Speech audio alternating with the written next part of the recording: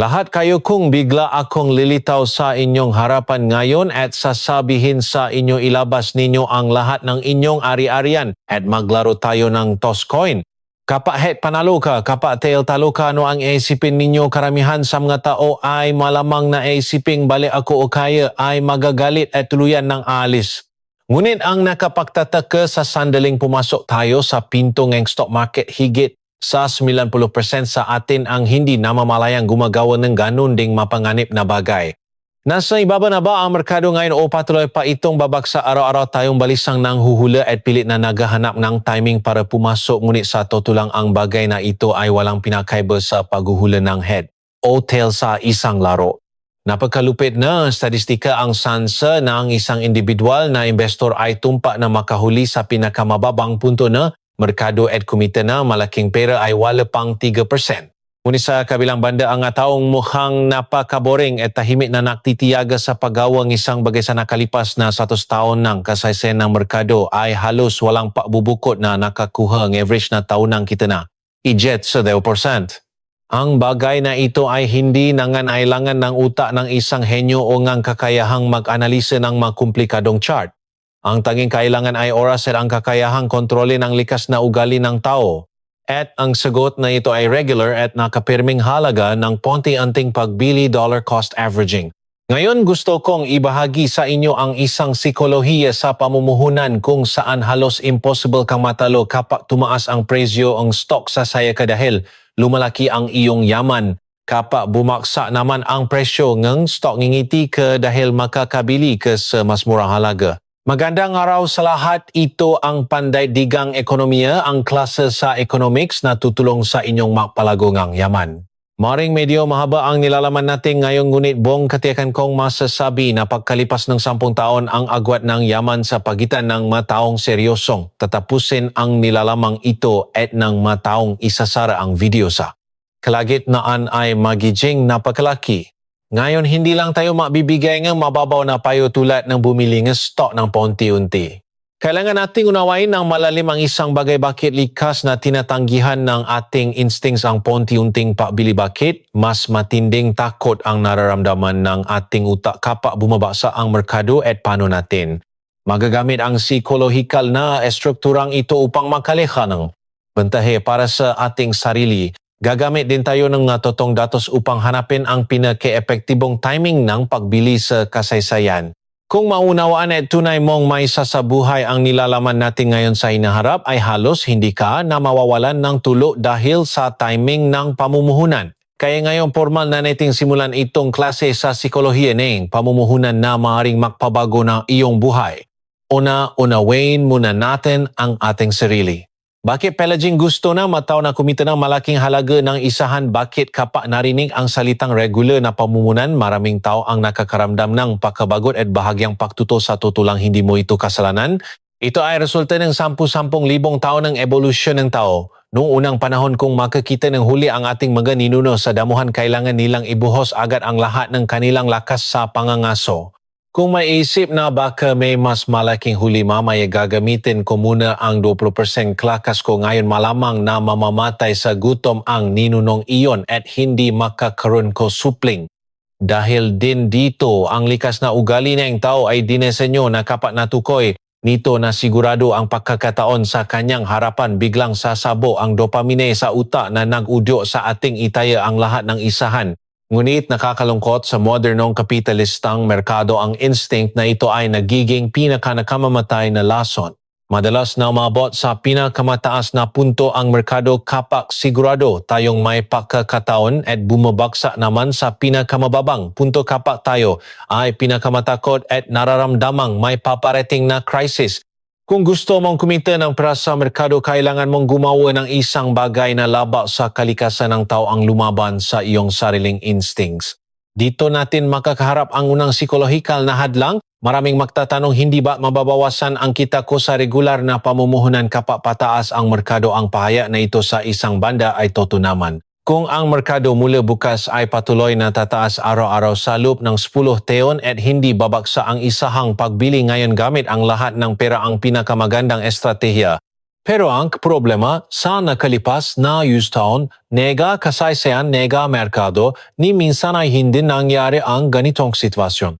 Ang merkado ay hindi kailanman umaabante ng tuwid, ito ay pelaging gumagalaw na parang ngipin ng lagari habang inaayos ang pahinga nito. Kaya naman ang paunti-anting pakbili ay hindi isang kasangkapan na magpapababa sa iyong kita, bagkus ito ay isang napagkalakas na kagamitang pangkalitasan.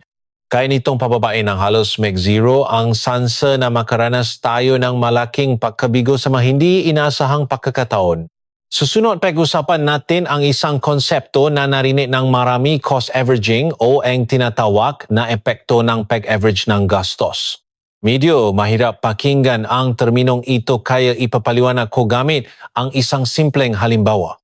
Isipin mo na pumupunta ka sa palengke linggo-linggo para bumili ng mansanas. Sa unang linggo, ang isang mansanas ay nakakahalaga ng $1 at gumastos ka ng $10 para bumili ng 10 mansanas. Papunta mo sa ikalawang linggo, biglang tumaas sa $2 ang bawat mansanas, ngunit sumunod ka pa rin sa prinsipyo at gumastos lang ng $10. Sa pagkakataong ito, 5 mansanas lang ang nabili mo. Pagsapit na ikatlong linggo, dahil sa masaganang ani bumaksa ang presyo ng mansanas sa $0.5 bawat isa, gumastos ka pa rin ng $10 at ngayon ay nakabili ka ng 20 mansanas. Pagalipas ni grama 3 linggo, gumastos ka ni grama kabuang $30 at mayroong kang 35 mansanas. Sa average, ang gastos sa bawat mansanas ay humigit kumulang $0.86 mas mababa kaysa sa presyong $1 noong unang linggo. Automatikong bumibili ng paunti kapag mataas ang presyo at hindi namamalayang bumibili ng marami kapag bumabasa ang presyo. Ang mekanismong ito ng automatikong paayos ang pinakadiwa ng paunti-anting pagbili. Kapag inilapat mo ang prinsipyong ito sa stock market, mas nakamamangha ang resulta. Ipapalagay natin na namuhunan ka ang isahang $10,000 sa isang stock na nakakahalaga ng $10 bawat share. Kung biglang bumagsak ng kalahati ang presyo sa $5 ang iyong account ay agad na magiging negative 50%. At para makabalik sa orihinal na halaga ng yaman, kailangang tumaas ng 100% ang presyo ng stock. Ang malagpasan ang panahong ito ay talagang isang napakasakit na karanasan. Ngunit para sa isang taong namumuhunan ang $2,000 bawat buwan para sa regular na pamumuhunan, ang mundong kanyang nararanasan ay ganap na magkaiba. Kapag $10 ang stock, nakakabili siya ng 200 shares. Kapag bumagsak sa $8 ang parehong pondo ay makakabili ng 250 shares. Kung babagsak pa sa $5, makakabili siya ng 400 shares. Pagkatapos ipapalagay natin na unti-unting bumabawi ang merkado at bumalik ang presyo sa $6 o $8, isang nakakabilib na bagay ang mangyayari. Kahit na ang presyo nesto ay mas mababa pa rin sa orihinal na $1 ang average na gastos na investor na ito ay bumaba na sa higit $7 lamang.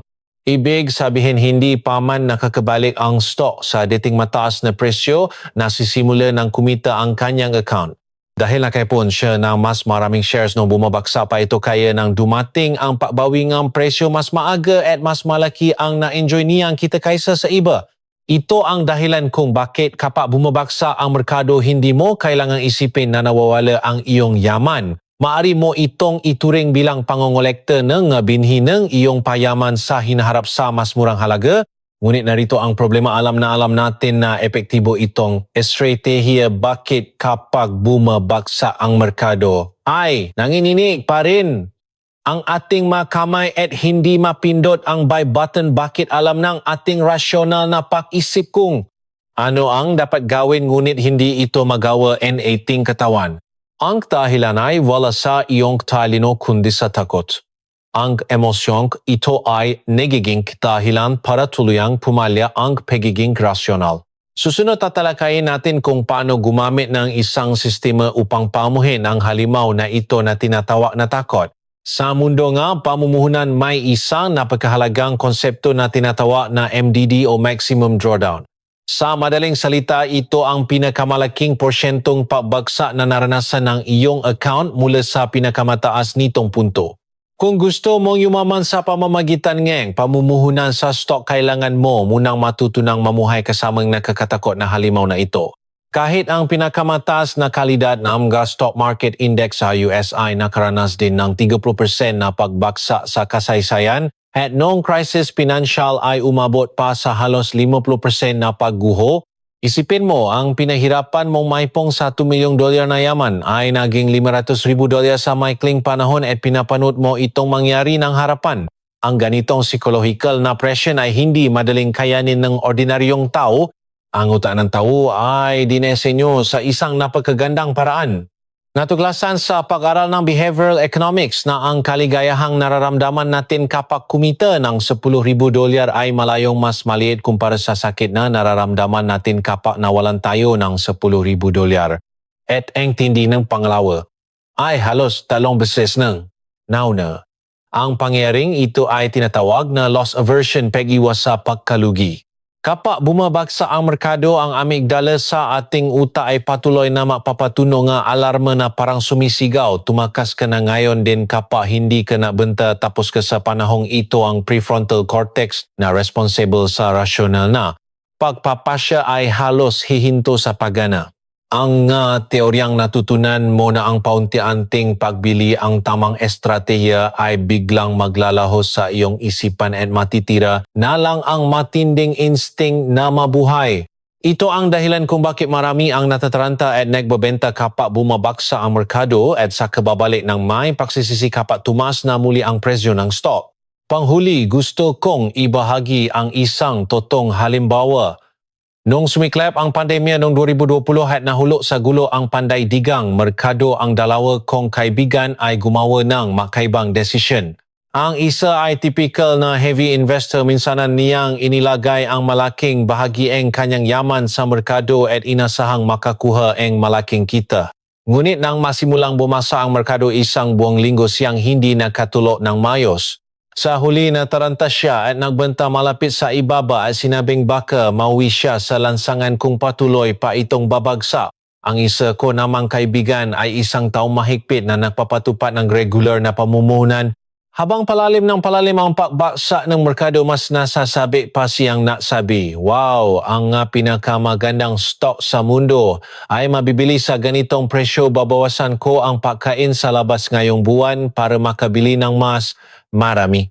Ano ang naging resulta? Ang una ay napalampas ang pakbawi ng presyo dahil sa takot, habang ang pangalawa na nagtiyaga sa regular na pamumuhunan ay napalago ang kanyang yaman ng higit sa doble.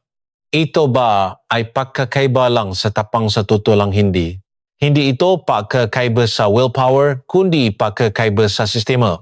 Ang kaibigang kumita ang pra ay matagal nang inamin sa sarili na isa rin siyang taong nakakaramdam ng takot, kaya't maga siyang na-set ng automatic transfer upang ang pamumuhunan ay patuloy na automatikong bumili ng walang sagaban na emosyon.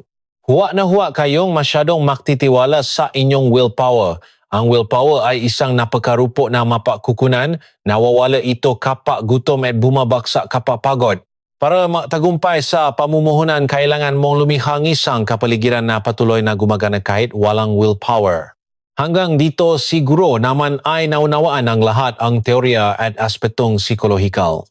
Susunod na itatanong ng marami kung epektibo ang regular na pamumuhunan, ano ang dapat kong bilhin, gaano kadalas ang pagbili para maging pinaka-epektibo ngayon. Sasagutin natin iyan ng malinaw hakbang-hakbang mula sa pananaw ng aktual na operasyon. Marami ang naaakala na hindi ba pinakamaganda kung tuwing unang araw gang buwan bumibili o dapat bang maghintay kapag bumagsak ang presyo ng stock bago bumili, ngunit nakakagulat matapos suriin ang datos mula sa nakalipas na 30 taon. Natulasan namin ng tunay na epektibong paraan ay hindi ang direktang naisip ng karamihan.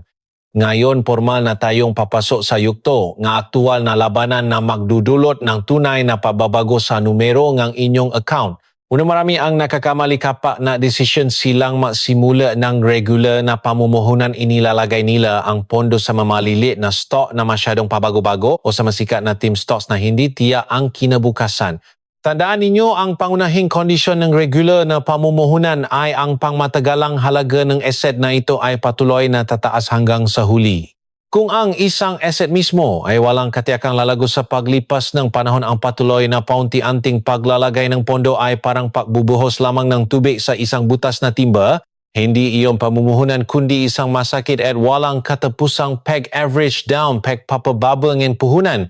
Kaya ano nga ba ang dapat bilhin para sa regular na pamumuhunan? Ang pinaka-ideal na asset ay ang index ETF na sumusubaybay sa mga nangungunang kumpanya sa buong mundo.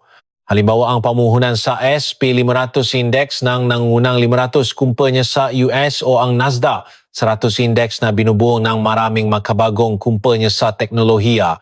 Kapag namuhunan ka sa mga index na ito, para mo na ring ibinigay ang iyong pondo sa mga pinakamahuhusay na negosyante at inhinyero sa buong mundo at hinahayaan silang magtrabaho para palaguin ang iyong yaman kahit natutulog ka. Sa pangmatagalan ang paglalaan ng halos 80% ng iyong yaman sa mga matata na index assets habang ang individual na stock ay nasa napakaliit na porsyento lamang ay kadalasang mas kapakipakinabang. Pagkatapos makapiling ng asset, ang susunod na tanong ay ang dalas ng pagbili. Dapat ba tuwing unang araw ng buwan bumili? O maghintay pagkatapos ng araw ng sahod? Marami ang nag-aalinlangan ng matagal sa tanong na ito, ngunit ang conclusion ay napakasimple. Hindi mahalaga kung kailan ka bibili, ang mahalaga ay ang patuloy na pagbili. At ang halaga nito ay mas mataas ng 100 beses man lang. Ipinapakita ng pag-aral mula sa Vanguard Group, isang kilalang asset management company sa US na sa 30 taong pangmatagalang pamumuhunan. Ang pagkakaiba sa kita mula sa iba't ibang petsa ng pagbili ay halos balewala. Ngunit mula sa psychological na pananaw, ang pinaka-recommended kong paraan ay ang pagbili kaagad tuwing araw ang sahod. Dahil habang tumatagal ang sa account, mas madali tayong magkaroon ng mapanganib na isipan, masyado bang mataas ang presyo ng stock ngayon, maghintay pa kaya ako? Ang pinakamagandang paraan ay ang direktang paggamit ng automatic investment function ng inyong broker upang automatikong makabili ang sistema bago mo pa man makita ang perang iyon. Kapag pinalitan mo ang iyong marupok na willpower ng isang mechanical na sistema, ang iyong pamumuhunan ay nasa landas ng tagumpay. Pagdating dito, mayroon pang isang madalas itanong ng marami, kung ang presyo ng stock ngayon ay nasa all-time high, maipit ba ako sa tuktok kung magsisimula akong mamuhunan ngayon? Mari ninyong balikan ang kasaysayan sa nakalipas na ilang dekada. Ang SP500 Index ay nasa halos 30% na oras nito malapit sa mga bagong all-time high. Ang pag-abot sa bagong mataas na punto ay aktual na nangahulugan na napakalakas ng momentum ng merkado at sa maraming kaso matapos malapasan ang dating mataas na punto, ito ay patuloy na tataas. Kahit na talagang nasa tuktok na ngayon, ito ay nagiging pagkakataon para sa mga regular na namumuhunan. Dahil ang pasisimula mula sa tuktok ay pagdaan sa isang buong cycle ng pagbaksak habang patuloy mong binababa ng iyong average cost. Ang prosesong ito ay aktual na paipon na enerhiya para sa malaking bull market sa hinaharap. Ang totoong pinakamasamang timing ay hindi ang pagbili sa tuktok kundi ang patuloy na pagantala sa pagsisimula ang pamumuhunan dahil sa takot sa tuktok. Ngayon napakalinaw na nga paraan. Ngunit bakit hindi marami sa mga tao sa paligid natin ang nakapagtiyaga ng higit 10 taon sa regular na pamumuhunan at tunay na yumaman? Bakit mas marami pa ang sumusuko sa kalagitnaan? Ang dahilan ay hindi isang isyong technical kundi mayroong isang halimaw na tinatawag na kawalang pasensya sa kailaliman ng ating mga puso. Susunod, sasabihin ko sa iyo kung paano tuluyang talunin ang halimaw na ito mula sa pananaw ng neuroscience.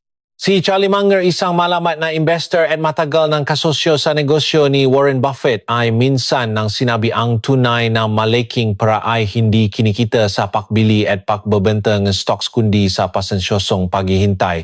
Ang linyang ito ay napakagandang pakinggan, ngunit para sa atin na araw-araw na bubukas ang cellphone para tingnan ang pagtalbo ang pula at berdeng K-lines, ang paghihintay ay parang isang pagpapahirap. Bakit napakahirap maghintay? Ang dahilan ay nakasalalay sa dopamine system ng ating utak.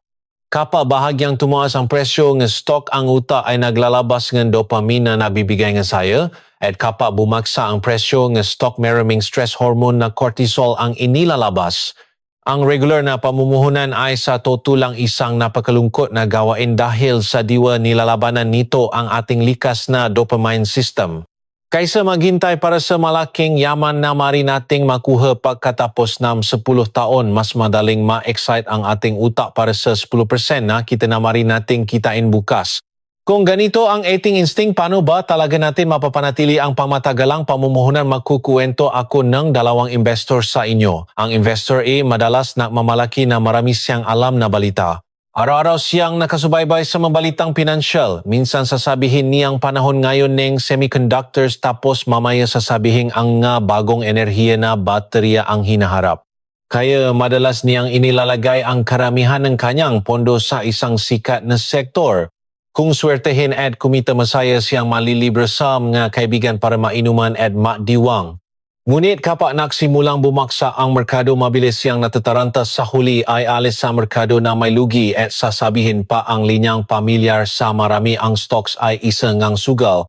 Sa kabilang banda, ang investor B ay halos walang alam tungkol sa stocks. Natada lamang siya ang isang napakasimpleng panuntunan tuwing araw ngang sahod automatikong bumili ng $1,000 ng fund na sumusubaybay sa Nasdaq 100 Index. Bihira pa nganiyang i-check kung tumaas ba o bumagsak ang presyo ng stock. Pakalipas ng 5 taon, sino ang naging mas mayaman? Ang sagot ay napakalinaw. Si Investor A dahil sa madalas na pagtitrade maling pagdedesisyon kasama pa ang iba't ibang transaction costs sa huli ay nabawasan pa pati ang kanyang puhunan. Habang si Investor B ay nanatiling hawa ang kanyang investment sa gitna ng lahat ng pagbabago ng merkado at nakasakay sa trend ng compound interest growth.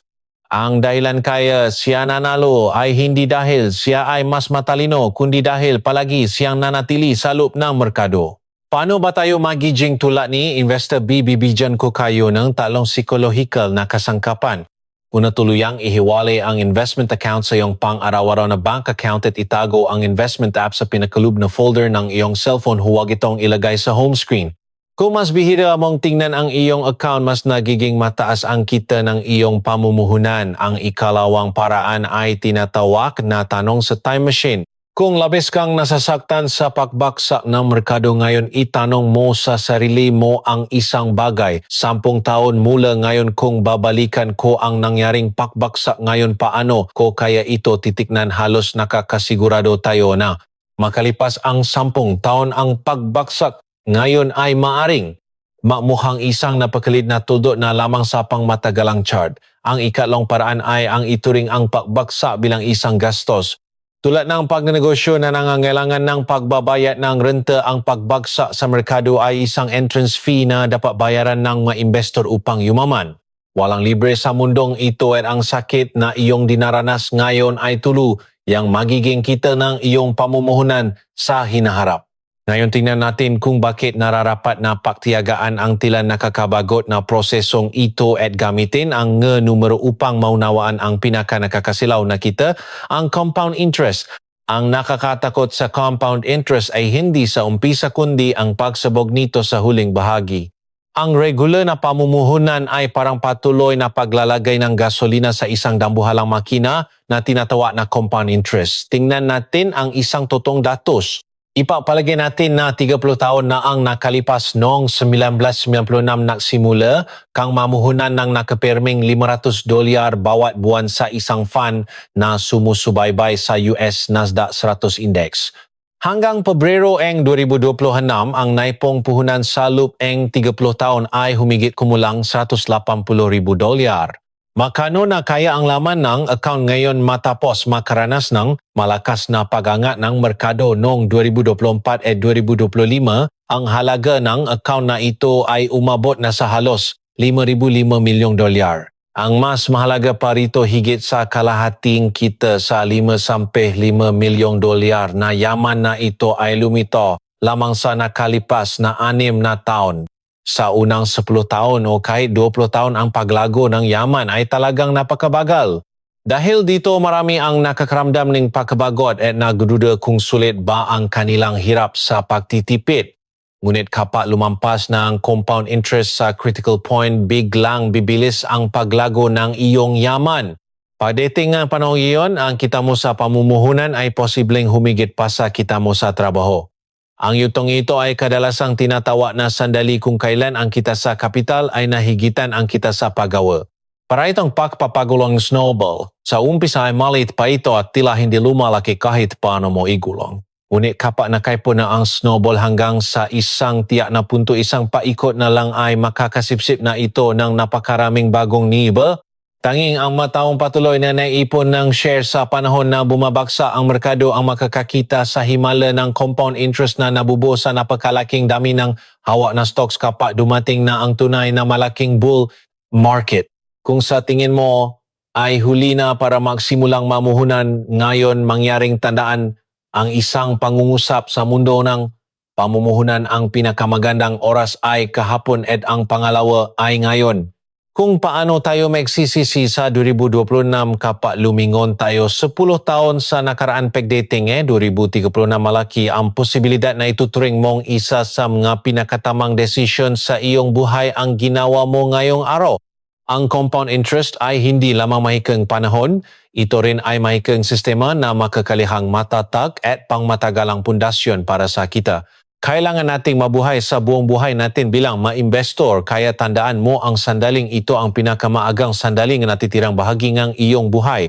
Ngayon ang pamamaraan ay napakalinaw na huwag subukang hulaan ang timing ng merkado, hindi tayo Diyos. Ngunit maaari nating kakampi ang panahon at ituring ang pagbagsak ng merkado bilang isang biyaya dahil iyon lamang ang tanging discount period na makakapagbaba ng average cost at makakapagbadami ng shares na hawak natin. Huwag kumasa sa marupok na willpower sa halip ay bumuo na automatikong sistema. Ay setting automatic deduction para hindi magkaroon ng pagkakataon ng emosyon na manghimasok sa iyong desisyon sa pamumuhunan. Matapos mapanood ang video na ito, may isang bagay ka na maaari mong simulang kagad. Ang pagtanggol lang sa pagsang-ayon ay hindi magdadala anumang pagbabago. Buksan ang iyong brokerage account at hanapin ang automatic investment function. Kung maaari itong ay partner sa isang retirement investment account na may tax benefits mas maganda. Pagkatapos ay magtagda ng halaga kahit makalimutan mo ang presensya nito bawat buwan ay walang problema at ilagay ang fixed na prang ito sa magagandang index funds. Pagkatapos nito, kaysa manood ng balita sa merkado araw-araw, mas mabuting pagbutihin mo ang iyong trabaho at ilan ang iyong oras sa mga taong tunay mong minamahal. Sa tulong panahon ng merkado ang dahan-dahang magpapalaki sa iyong yaman. Naalala niyo pa ba ang tanong ko sa simula ng video, kung may maaya sa iyo na itaya ang lahat ng iyong yaman sa pektos ng bariya papaya ka ba ngayon? Alam mo na siguro ang sagot. Hindi na tayo mamumuhunan na parang nanghuhula ng headhotel. Ang gagawin natin ay bumuo ang isang laro na siguradong panalo tayo at matiyagang maghihintay sa tagumpay sa larong ito. Kapag tumaas ang presyo ng stock sa saya dahil lumalaki ang iyong yaman, kapag bumaksak naman ito sa saya dahil makakabili ka ng yaman para sa hinaharap sa mas murang halaga. Hanggat mayroon kang ganitong mindset, ikaw ay isa na talagang ganap at mature na investor. Sana ay maging isang maliit na milestone ang ibinahagi natin ngayon sa iyong paglalakbay sa pamumuhunan. Inanyayahan din kita na magsulat ng iyong pangako sa pamumuhunan sa comment section upang pangungusap na iyan ay maging binhi ng malaking tagumpay sa hinaharap. Madadala pa ako ng mas malalim na insight sa susunod na video. Maraming salamat sa inyong lahat.